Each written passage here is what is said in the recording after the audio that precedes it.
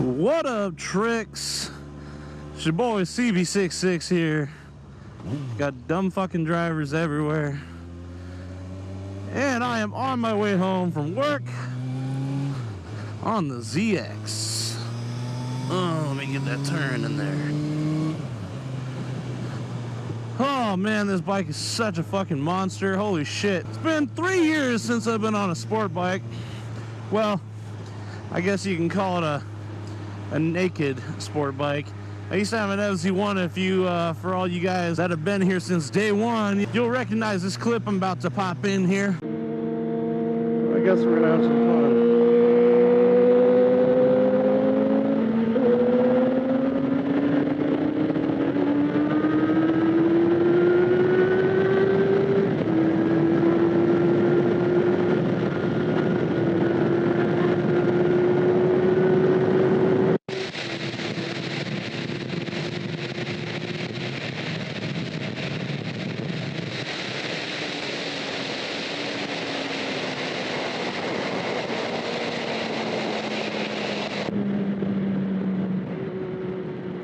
That was fun.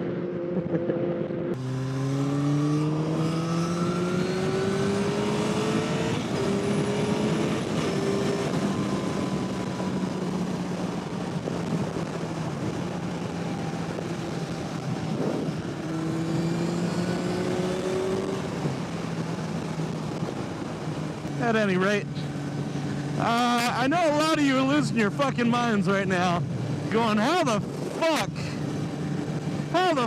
are you definitely gonna stay a captain bagger? Yeah, and you ain't got no bagger, bitch. Like, what the fuck? Just know that I will be putting bags on this bitch. Like, oh my god, I gotta have bags. Cause this backpack life bullshit, yeah, nope. Yeah, I can't deal with this shit. Shit is whack. So I will be putting bags on it. That way I can still do some long distance trips and take all my shit. Are you on the phone? Because if you are, you shouldn't be. Weaving in all that, your fucking lane and shit.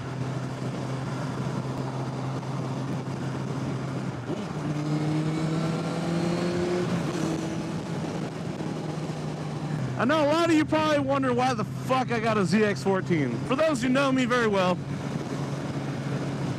you'll know that as much as I absolutely love that Vic, Polaris kind of fucked everybody over just a bit. And by just a bit, I mean, oh yeah, they made it extremely difficult to get parts because they stopped making the damn thing. And even though they said that they're gonna make parts in the next 10 years, what they failed to mention is that they weren't gonna make them readily fucking available. So a lot of the parts that I wanted to get, because my saddlebag got totally fucked. I was dismounting and didn't realize that the locking mechanism failed and the bag was open and my boot tore the bitch from the hinge.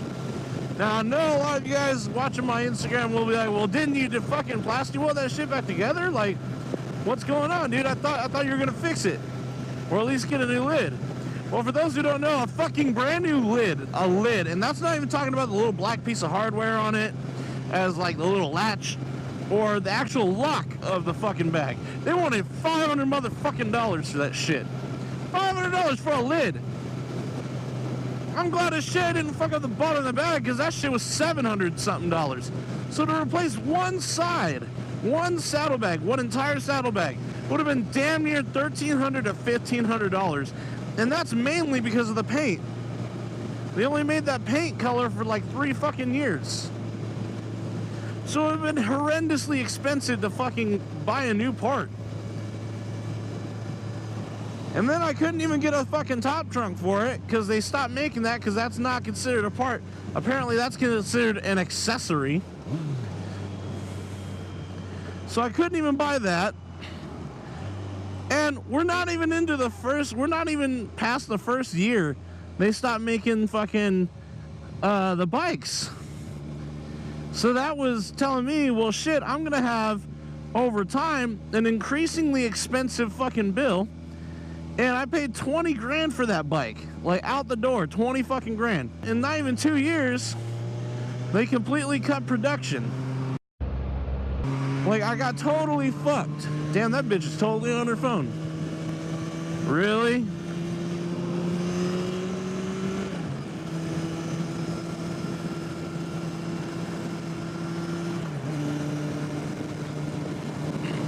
7ERE577. Jesus Christ, dude, I'm doing fucking 80. That bike was gonna be increasingly expensive over the years. Are you gonna come over? Like, what are you doing? As much as I love the damn bike, I knew over time it was going to be expensive to fix. For those who know me personally, you'll know I don't make that much goddamn fucking money. And my voltage regulator just went out on it. And I had to spend $266 for that, plus for a brand new valve elbow. Because that shit split on me. Dude, what the fuck? Still waiting on parts. It's been like a fucking week since I ordered it. Pretty much, it's supposed to be here December 4th and 5th.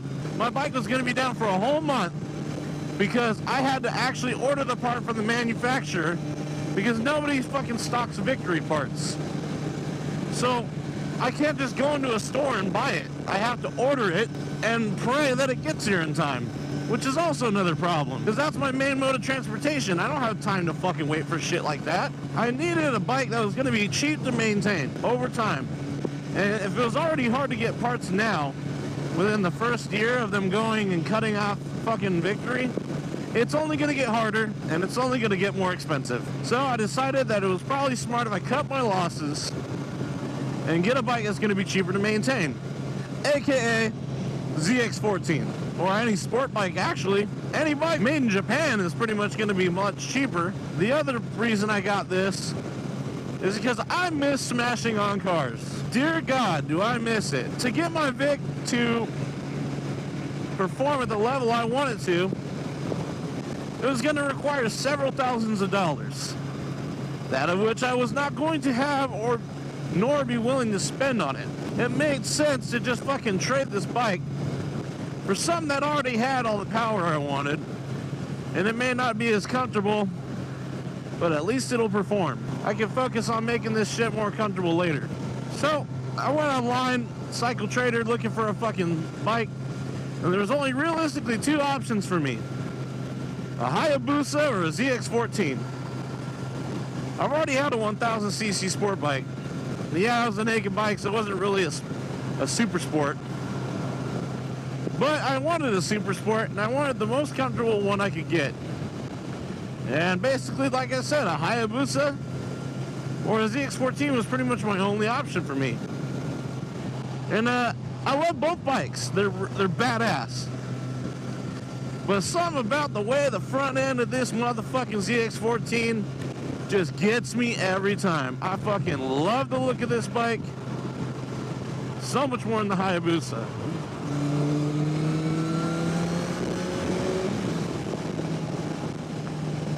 It's a fucking gorgeous bike. And everything I was finding, they wanted at least like 6 or 7 grand for, but they all had like 35,000 fucking miles. Why is that box truck in the fast lane?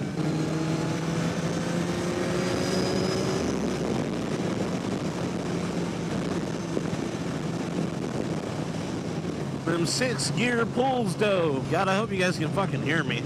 And the other shitty part about having the Vic was, because they stopped production of the bike, the value of my bike plummeted. Buying the bike at a dealership, retail value. So retail value of the bike was like 14 grand. So that means that in mint condition, my bike would be worth 14 grand to a dealer. So that's the price that they would sell it at. Trade-in value, mint condition, with low miles would be like 10 grand. So in other words, I was going to get offered like 5 or 6 grand for the Vic. I was pissed as fuck because I was wondering how the fuck I was going to make this shit happen. And I was going to try to get financed for like 1 or 2 grand, get a cosigner, and trade in my Vic. Because it would have been like fucking 80% down. They could have made money on the Vic. They could have made money off me selling me a ZX-14. And everybody winning, I'd have a dope ass bike. Well, I came across this bike, this ZX-14. And when I traded for her, she only had 17,132 miles, which was at least half as many miles as all the other bikes. And I said, oh yeah, that's looking pretty fucking good. So I gave him a call, left a message, wasn't expecting shit, called me back the next day. And Mr. Jake is his name. Jake answered and told me, hey, send him some pictures. So I was like, hey, go check out my IG. It's all over, right? So Jake goes and follows me. That's our sales guy, Mr. Jake. Mr. Jake goes and follows my Instagram. And he was telling me how much he liked the look of the bike. And said it was really interesting because he just traded in his Street Glide and he regretted it. Really missed his Street Glide. So I told him, I was like, hey, why don't you buy my bike? Then you can have basically the same exact bike, only a little bit better of a motor. And it's got all the upgrades in it. Everybody knows my bike. It's a badass bitch for a bagger. So he's like, all right, dude, that thing is sick. Let me bring the ZX-14 down to you, all the way from Westminster, because I guess they pick up bikes in San Diego all the time. Ah, damn it, bug in my windscreen. And he'll check out the Vic. So he knew everything about it, knew it was fucked up, in a sense of the regular, blah, blah, blah. He knew I ordered the parts for it.